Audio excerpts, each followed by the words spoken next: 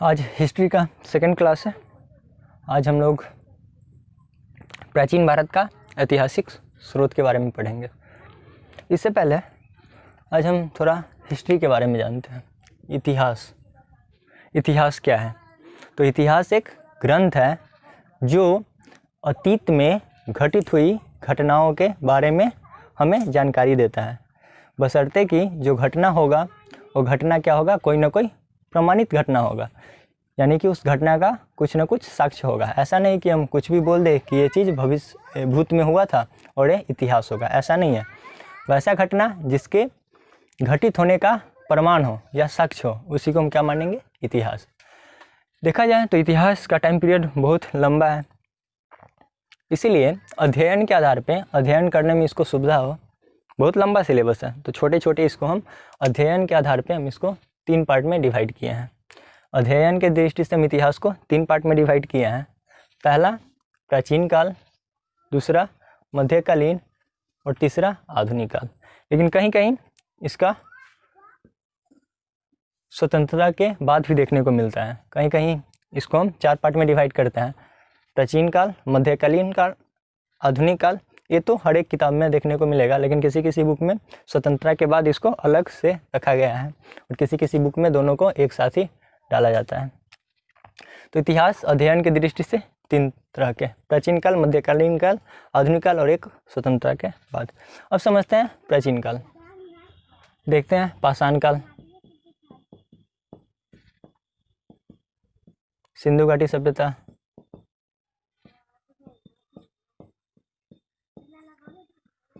वैदिक सभ्यता, फिर बौद्ध धर्म, जैन धर्म, फिर 16 महाजनपद, फिर गुप्त काल और उसके बाद गुप्तोत्तर काल। ये सब हम कहाँ पढ़ेंगे? प्राचीन काल में। फिर आता है मध्यकाल, मध्यकालीन काल। यानी मध्यकाल में हम लोग क्या पढ़ेंगे?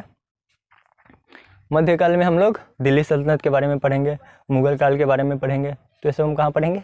मध्यकाल। मुगल काल में हम लोग औरंगजेब के बारे में यहाँ मध्यकाल में पढ़ेंगे, और औरंगजेब के बाद जितने भी उसका मुगल वंश के जो शासक हुए वो सब हम कहाँ पढ़ेंगे? आधुनिक काल में। उसके बाद आधुनिक काल में हम लोग भारतीय स्वतंत्रता संग्राम पढ़ेंगे, गांधी युग पढ़ेंगे। ये सब आधुनिक काल में पढ़ेंगे।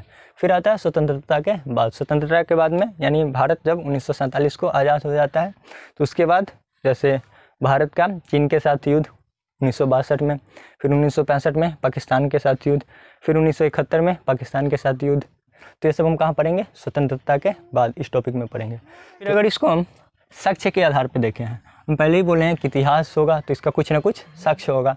तो साक्ष्य के आधार पे 3 पार्ट में डिवाइड किया है, प्रागैतिहासिक काल, आध्यात्मिक और ऐतिहासिक काल। साक्ष्य के आधार पे 3 पार्ट में। अब समझते हैं प्रागैतिहासिक काल क्या होता है। वैसा काल जहाँ से हमें पूरा तात्विक स्रोत तो प्राप्त होता है, लेकिन कोई लिखित स्रोत प्राप्त नहीं होता है। वैसा काल जहाँ से केवल पुरातात्विक स्रोत ही प्राप्त होता है, कोई लिखित स्रोत प्राप्त नहीं होता है, उसको क्या कहेंगे? प्रागैतिहासिक काल। जैसे पाषाण काल। पाषाण काल से जो भी सामान मिला है वो केवल वस्तु ही मिला है। जो भी हथियार मिला है या औजार मिला है वो पत्थर का बना मिला है, यानी पुरातात्विक स्रोत मतलब कोई भी वस्तु। तो वैसा काल जहाँ से केवल वस्तु ही मिले लेकिन वहाँ से लिखित कोई जानकारी ना मिले, उसी को क्या बोलेंगे? प्रागैतिहासिक काल।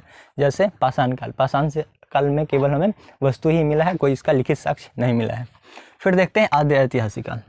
वैसा काल जहाँ से पुरातात्विक स्रोत तो मिले और लिखित स्रोत भी मिले। लिखित स्रोत भी मिलता है, ये भी मिलता है, लेकिन लिखित स्रोत को हम पढ़ नहीं पाते हैं। पुरातात्विक स्रोत भी मिलता है वहाँ से, लिखित स्रोत भी मिलता है, लेकिन लिखित स्रोत को हम पढ़ नहीं पाते हैं। जैसे सिंधु घाटी सभ्यता। इसका क्या होगा? सिंधु घाटी सभ्यता।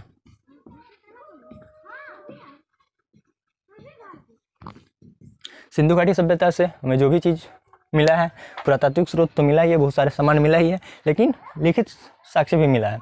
मोहरे पे बहुत कुछ अंकन है, लिखा हुआ है, लेकिन हम उस राइटिंग को अभी तक पढ़ने में सफल नहीं हुए हैं। तो पुरातात्विक स्रोत भी है, लिखित स्रोत भी है। लिखित स्रोत को हम पढ़ नहीं पाएंगे, उसको क्या बोलेंगे, आद्य ऐतिहासिक काल, जैसे सिंधु घाटी सभ्यता। फिर आता है ऐतिहासिक काल। ऐतिहासिक काल यहाँ क्या होगा, पुरातात्विक स्रोत भी होगा, पुरातात्विक स्रोत भी होगा और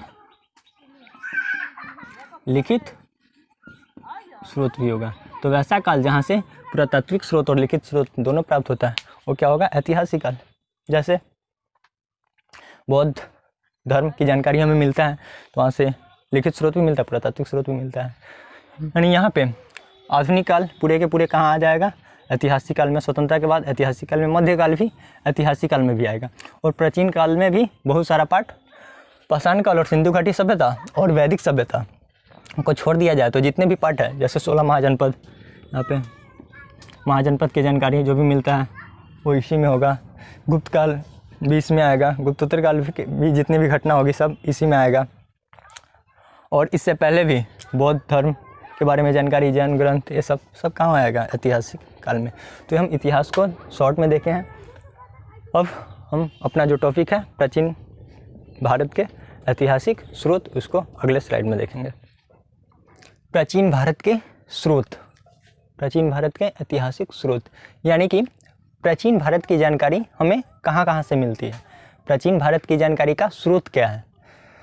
इतना दिन पहले प्राचीन भारत बहुत पुराना, सबसे पुराना पार्ट हुआ है इतिहास का। उस समय आज तक कुछ दिन पहले हमको यहाँ से सब कुछ जानकारी मिला है, तो ये जानकारी कहाँ से मिला है, तो ये सब यही पढ़ेंगे कि प्राचीन भारत के इतिहास का क्या क्या स्रोत है, कैसे हमें प्राचीन भारत की जानकारी मिलती है। तो पहला है, इसको हम 2 पार्ट में डिवाइड किया है। पहला साहित्यिक स्रोत और दूसरा पुरातात्विक स्रोत। साहित्यिक स्रोत मतलब ये कोई साहित्य होगा, साहित्य मतलब कोई ग्रंथ या कोई पुस्तक हो सकता है, साहित्यिक स्रोत। और एक है पुरातात्विक स्रोत। पुरातात्विक स्रोत मतलब कोई भी वस्तु हो सकता है, साहित्यिक स्रोत मतलब कोई साहित्य ग्रंथ होगा, पुरातात्विक स्रोत मतलब कोई वस्तु होगा। तो पहले हम साहित्यिक स्रोत को समझते हैं कि क्या है साहित्यिक स्रोत प्राचीन भारत के। साहित्यिक स्रोत को भी हम 3 पार्ट में डिवाइड किए हैं। एक धार्मिक स्रोत, दूसरा गैर धार्मिक स्रोत और तीसरा विदेशी यात्रियों का विवरण। धार्मिक स्रोत मतलब धर्म से रिलेटेड होगा, यानी वैसा बुक जो धर्म से रिलेटेड होगा, जैसे वेद। धार्मिक स्रोत ब्राह्मण, ये सब क्या है धार्मिक स्रोत। पिटक, पिटक क्या होता है, जो बौद्ध धर्म के जो बुक होता है उसी को क्या बोलते हैं, पिटक। पढ़े ना, सूत पिटक, विनय पिटक, अभिधम पिटक, तो ये सब पढ़ेंगे। जब बौद्ध धर्म पढ़ेंगे तो वहाँ पे पिटक के बारे में डिटेल से पढ़ेंगे। फिर है आगम। आगम क्या होता है, तो जो जैन धर्म का जो पुस्तक होता है उसको क्या बोलते हैं, आगम। तो वेद, ब्राह्मण, पिटक और आगम ये सब क्या है, धार्मिक स्रोत है। इसके अलावा भी बहुत सारा है। तो हमें आगम से भी प्राचीन भारत की जानकारी मिलती है, पिटक से भी प्राचीन भारत के बारे में जानकारी मिलती है, ब्राह्मण, वेद, ये सब से हमें प्राचीन भारत के बारे में जानकारी मिलती है। तो इसीलिए ये सब क्या है, प्राचीन भारत के धार्मिक स्रोत। फिर देखते हैं गैर धार्मिक, यानी ये भी कोई पुस्तक ही होगा लेकिन इसका धर्म से कोई लेना देना नहीं होगा। जैसे अर्थशास्त्र। अर्थशास्त्र किसका बुक है, ये चाणक्य का बुक है अर्थशास्त्र। अर्थशास्त्र से हमें मौर्य वंश के बारे में बहुत सारी जानकारी मिलती है। तो मौर्य वंश हमारा प्राचीन भारत का ही पार्ट है। तो क्या है, अर्थशास्त्र में से भी हमें प्राचीन भारत का इतिहास का जानकारी मिला। किसके बारे में, तो मौर्य वंश के बारे में मिलता है। फिर इंडिका। इंडिका किसका है, मेगास्थनीज का। मेगास्थनीज का इंडिका है, इसके बारे में भी जानकारी मिलती है। तो जब हम चाणक्य, अर्थशास्त्र, इंडिका सब डिटेल्स में पढ़ेंगे, जब चैप्टर शुरुआत होगा तो वहाँ पे हम जब आएगा तो वेद, ब्राह्मण, पिटक, आगम सब कुछ डिटेल से पढ़ेंगे। यहाँ पे हम बस ओवरव्यू कर रहे हैं। फिर विदेशी यात्रियों का विवरण, यानी बहुत सारे विदेशी यात्री आए थे, जैसे कि आपने सुना होगा फायान, वैनसांग दोनों चीन से आए थे नालंदा पढ़ने के लिए। तो जब आए यहाँ पे तो यहाँ का सब कुछ यात्रा वृत्तांत लिखकर अपने यहाँ ले गए थे, और उसके बाद वही जो बुक लिखे हुए हैं वहीं से क्या होता है, इतिहास की जानकारी मिलती है। फिर अलबरूनी, फिरदौसी, उत्बी, ये सब महमूद गजनवी के दरबार में आए थे। ये सभी विदेशी यात्री ही थे, ये सब विदेशी ही थे। अलबरूनी ये सब महमूद गजनवी के दरबार में थे। तो उस समय भी यहाँ का जो भी सब कुछ था वो सब अपने बुक में लिखे हुए हैं, तो यहाँ से जानकारी मिलती है। फिर हेरोडोटस, इसे तो इतिहास का पिता भी कहा जाता है। तो ये सब विदेशी यात्री है जो यहाँ आए, कुछ न कुछ लिख कर गए, और यहीं से हमें जानकारी मिलती है। फिर देखते हैं पुरातात्विक स्रोत, मतलब कोई पुस्तक या पुरातात्विक स्रोत मतलब कोई भी वस्तु होगा। साहित्यिक स्रोत मतलब कोई पुस्तक, पुरातात्विक स्रोत मतलब कोई भी वस्तु। जैसे कि अभिलेख जैसे सिंधु घाटी सभ्यता के बारे में जानकारी हमें अधिकतर जानकारी अभिलेख से ही प्राप्त होता है। सिक्का, सिक्का से भी बहुत सारे शासक के बारे में जानकारी मिलता है। जैसे सोने के सिक्के कुषाणों के द्वारा चलाया गया था, शीशे के सिक्के सातवाहनों के द्वारा चलाया गया था, तो ये सब सिक्के से भी पता चलता है। मोहरे, मोहर से भी हमें बहुत कुछ जानकारी मिलती है।